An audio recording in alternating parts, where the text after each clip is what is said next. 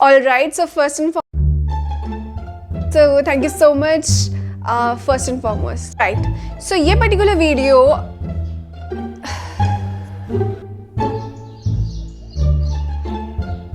लेना चाह रहे हो MSR में, but if you want to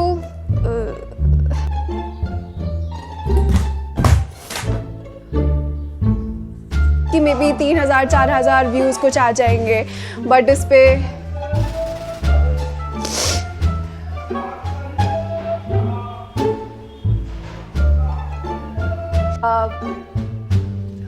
do subscribe for more college vlogs जब भी मैं. So first and foremost, let me just thank you guys for the overwhelming response I've received on my third vlog, that is the Kanpur travel vlog. मैंने सोचा था कुछ 3,000-4,000 views आ जाएंगे, but then now 13,000 views is such a huge deal for me. So yeah, thank you so much. So in this video, we are going to talk about how to get an admission into IIT even if you're having an average score. Average score से मेरा मतलब है कि आपका score कुछ 550 से 650 के बीच में होगा. इवन अगर आपका 750 के ऊपर नहीं होता है, you can not be sure कि आपका एडमिशन IIT में हो जाएगा. बट ऐसे न्यूमरस वेज होते हैं जिससे हमें पता ही नहीं होता है उनके बारे में. जैसे मुझे नहीं पता था, मेरे गेट काउंसलिंग की जर्नी के थ्रू मुझे ऐसे कई तरीके पता चले, ऐसे कई ऑप्शंस पता चले जिसके थ्रू IIT में एडमिशन हो सकता है. भले ही आपको कुछ कॉम्प्रोमाइज़ेस करने पड़े, लेकिन अगर आप दूसरा साल ड्रॉप नहीं करना चाहते हो तो ये अच्छे ऑप्शंस हो सकते हैं. So let's just get started with the video. Now let's just talk about the first option, which is the interdisciplinary branches. Now these branches is like आपने ये पहले से डिसाइड नहीं किया होता है कि दिमाग में हमेशा ये होता है कि अगर आप इलेक्ट्रॉनिक्स इंजीनियरिंग से हो तो आपके ऑप्शन सिर्फ 4 हो जाते हैं, फिर VLSI, SPML या फोटोनिक्स या RF. बट ये ब्रांचेस ऐसी होती है क्योंकि इसमें लोग कम जाना पसंद करते हैं या उन्होंने पहले से अपना माइंड मेकअप कर रखा होता है कि उन्हें ये स्पेशलाइजेशन कोई पर्टिकुलर चाहिए, तो इनका गेट स्कोर काफ़ी कम हो जाता है. अब गेट स्कोर बहुत ज़्यादा भी कम नहीं होता है, but obviously like let me just tell you the GATE scores of interdisciplinary branches which are available at IIT Madras. उसके बाद सारी IITs के कट ऑफ फिर कम ही हो जाते हैं. So like there's biotechnology, which has a gate score requirement of 695, metallurgy and materials 676, ocean engineering where it goes to 704, but for other categories it definitely decreases. Like for OBC it is going to be 655, then 453. Physics is also a good branch where the gate requirement is 501, catalysis technology 657, clinical engineering 671. But minded that आपको eligibility requirements देखनी पड़ेंगी इन सारी branches की. like clinical engineering जहाँ तक मुझे याद है electronics was not eligible. So आप जिस भी ब्रांच से बिलोंग करते हो, you should go to that particular IIT site and interdisciplinary branches की क्या एलिजिबिलिटी है वो आपको एक बार चेक ज़रूर कर लेनी चाहिए. Now coming to placements. Well, placements का मैं क्या बोलूँ MTech के लिए डेफिनेटली ये डिक्रीज हो जाता है, बट अगर आप टॉप IITs में हो और इंटरडिसिप्लिनरी ब्रांचेस में भी जा रहे हो, then also placement ratio is actually good. And सबसे ज़्यादा इंपॉर्टेंट बात ये होती है कि आप किसी की भी मत सुनो. अब मेरी सुन लो थोड़ी बहुत, लेकिन फिर भी IIT की साइट पे जाओ और अपने आप से देखो कि वहाँ पे प्लेसमेंट रेशो क्या है. देन अपना माइंड मेकअप करो कि आपको आप बहुत स्पेशलाइजेशन आपको एक पर्टिकुलर चाहिए, या फिर आप प्लेसमेंट्स में बहुत ज़्यादा इंटरेस्ट है कि आपको रिसर्च इतना नहीं करना, आपको प्लेसमेंट ही चाहिए. तो ये सब चीज़ें देखने वाली होती हैं, इसलिए खुद जाइए और सारी IITs में देखिए, वहाँ इन्फॉर्मेशन सारी अवेलेबल होती है. Now coming to second option is MSR. That is what I am doing.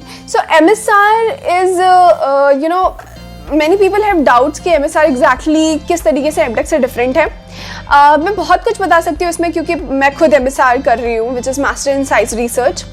So इसलिए मैं इसका अलग से वीडियो बनाना चाहती हूँ and will definitely upload it as soon as possible.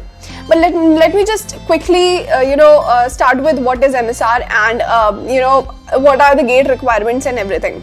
So MSR में gate requirement as such जहाँ तक मुझे याद है summers में definitely ज़्यादा हो जाती है. इस बार तो कोरोना की वजह से interviews भी नहीं कराए थे कुछ IIT ने और direct admission ले लिया था. And जहाँ पे direct admission हो जाता है वहाँ पे gates को requirement definitely increase हो जाती है. But IIT मद्रास में हमेशा gate score cut off 600 होता है and then there is going to be interview, written test and afterwards आपका selection होता है उसमें. बट ये एक बेटर ऑप्शन इसलिए हो जाता है बिकॉज आपका एवरेज स्कोर पे भी आपको इंटरव्यू कॉल डेफिनेटली आ जाएगी. So you have an opportunity. And अगर प्लेसमेंट की बात की जाए तो प्लेसमेंट आर गुड. मतलब मैटर ही नहीं करता कि आप MS कर रहे हो या MTech कर रहे हो, बट आपकी स्पेशलाइजेशन क्या है वो मैटर करती है.